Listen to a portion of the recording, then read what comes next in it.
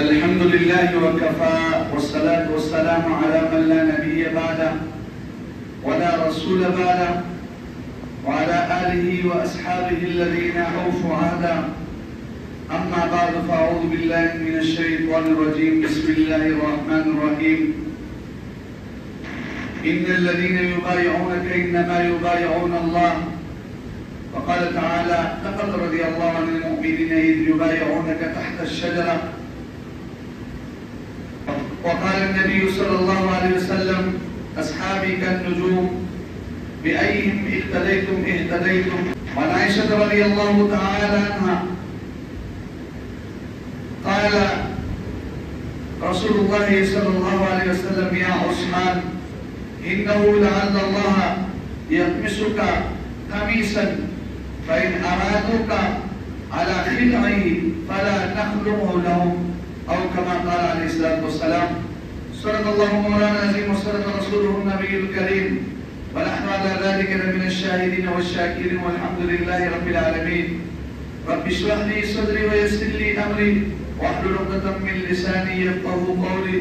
رب زدني علما رب زدني عملا. سبحانك لا علم لنا إلا ما علمتنا إنك أنت العليم الحكيم. میرے واجب الاحترام قابل قدردان حاضرین و سامعین حضرات، آپ کے سامنے میں نے قرآن مجید فرقان حمید کے چند آیات کے 2 ٹکڑے بیان کیے اور حضور علیہ السلام کی حدیث مبارکہ میں سے حدیث مبارکہ تلاوت کی ہے.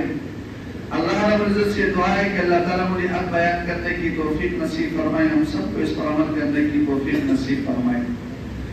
اس عشرے کی مناسبت سے حضرت عثمان بن عفان رضی اللہ تعالیٰ عنہ کے یوم شہادت 18 ذی الحجہ کو ہے، اس لیے اس موضوع کو آپ کے سامنے رکھنا چاہتا ہوں. حضرت عثمان بن عفان رضی اللہ تعالیٰ عنہ کا نام عثمان ہے اور ان کے والد کا نام عفان ہے. نبی علیہ السلام سے 5ویں پشت پر ان کے یہ چچا بھائی بنتے ہیں. عبد مناف کے 2 بیٹے تھے. ایک بیٹے کی اولاد میں حضرت عثمان بن عفان رضی اللہ تعالیٰ عنہ آتے ہیں اور دوسرے بیٹے کی اولاد میں آپ علیہ السلام آتے ہیں. اور ان کی جو والدہ عروہ ابن عاتقہ، یہ تو زیادہ ہی اس سے قریب تھے نبی علیہ السلام کی رشتہ داری میں. آپ علیہ السلام کے ساتھ رشتہ داری زیادہ قریب تھی. عثمان بن عفان رضی اللہ تعالیٰ عنہ نبی علیہ السلام کے داماد تھے. یہ واحد ایک شخصیت ہے جس کے نکاح میں یہ کے بعد دیگر ایک پیغمبر کی 2 بیٹیاں آئی. حضرت رقیہ نبی علیہ السلام کی جو بیٹی تھی پہلے ان کے نکاح میں تھی. جب ان کا وفات ہوا تو آپ علیہ السلام نے اپنی دوسری بیٹی کلثوم ان کے نکاح میں. یہ صحابی وہ صحابی ہے جن کا لقب اس وجہ سے ذوالنورین مشہور ہوا. اور یہ ذو الہجرتین بھی ہے. 2 ہجرتیں نے کی. پہلی ہجرت انہوں نے اپنی بیوی رقیہ کے ساتھ حبشہ کی طرف کیا. جب یہ اسلام لائے مشرکین مکہ نے ان کو تکلیفیں دی. پھر دوسری ہجرت انہوں نے مدینہ منورہ کی طرف کیا. تو یہ ذو الہجرتین ان کا لقب ہے اور بڑے باحیات تھے. اسلام سے پہلے بھی بڑے باحیات تھے اور کبھی بھی شراب نوشی نہیں کیا، کبھی بھی زنا نہیں کیا، بت پرستی نہیں کیا اور پاک دامن تھے. یہاں تک کہ حیا کے پیکر تھے. جس وقت نبی علیہ السلام کے ہاتھ پر بیعت کیا تو روایت کے اندر آتے ہیں فرماتے ہیں کہ میں نے نبی علیہ السلام کے جس ہاتھ پر بیعت کیا تھا، جس ہاتھ کو ہاتھ لگایا تو اس کو میں نے کبھی اپنے شرمگاہ کے ساتھ نہیں لگایا. حضرت حسین رضی اللہ عنہ فرماتے ہیں کہ اتنے باحیات تھے کہ جب وہ نہاتے تھے غسل خانے میں تو بیٹھ کر نہاتے تھے، کھڑے ہو کر نہا نہیں سکتے، اتنے باحیات تھے اور کپڑوں سمیت کوشش کرتے نہاتے تھے. یعنی غسل خانے میں تو کوئی اس طرح مسئلہ بھی نہیں ہوتا ہے لیکن پھر بھی اتنے باحیات تھے.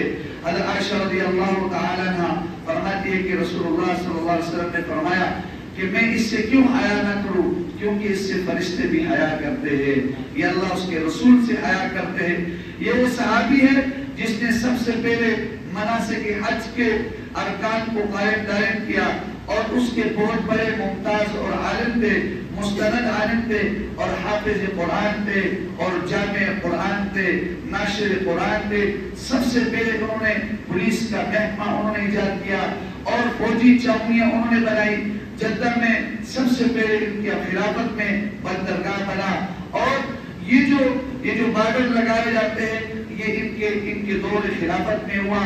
ان کی جو 6 سال دور خلافت تھی، کل مدت خلافت 12 دن کم 12 سال تھی، لیکن جو 6 سال انہوں نے خلافت کیا اس میں کئی ملکوں کو فتح کیا، روم اور فارس کے کئی علاقوں کو فتح کیا، افریقہ کے علاقے کی 19 تک ان کے فتوحات جاری اور ساری رہی، یورپ کے اور مشرق کے ممالک یہاں تک کہ افغانستان تک انہوں نے کافی علاقوں کو فتح کیا۔ خلافت عثمانیہ کے 6 سال کی جو مدت ہے یہ وسیع تر جو ہے نا علاقوں کو انہوں نے فتح کیا۔ عمرو بن عاص رضی اللہ تعالیٰ عنہ کے واسطے سے ایک علاقے پر حملہ کیا، روم کے ایک علاقے پر اس پر قابض ہوئے۔ چنانچہ حضرت عثمان بن عفان رضی اللہ تعالیٰ عنہ نے مسلمانوں کے مویشیوں کے لیے چراگاہ کا جو سسٹم بنایا سب سے پہلے انہوں نے ایجاد کیا، اور مؤذنین کے تنخواہوں کا سلسلہ انہوں نے شروع کیا، اور ان کے دور خلافت میں پہلا جو آذان تھا وہ جمعے کا پہلا آذان شروع کیا گیا، اور ان کے دور خلافت میں آذان جمعہ وہ مینار پر جو ہے نا دینے شروع ہو گیا۔ حضرت عثمان بن عفان رضی اللہ تعالیٰ عنہ سے لوگ بڑے خوش تھے، اور اسلام کو جدے کو انہوں نے لہرایا۔ حج کے سیزن میں لوگوں کے ساتھ ملتے، ان کی شکایت کو سنتے اور کھلی کچہری لگتی تاکہ کوئی پریشان نہ ہو۔ عثمان بن عفان رضی اللہ تعالیٰ عنہ نے مسلمانوں کے لیے زمانے اسلام کے ابتدا میں بھی بڑی قربانیاں دی۔ جس وقت مسلمان مکہ کے اندر تھے تب بھی انہوں نے بہت بڑی سخاوت کیا۔ جب مدینہ منورہ کے اندر آئے تو مسلمانوں کے لیے بڑی سخاوت دی، انہوں نے بڑی سخاوت کی۔ مسلمانوں کو پانی کی قلت تھی اور پانی پر یہود اس وقت قابض تھے اور وہ مہنگے دامن بیچتے تھے۔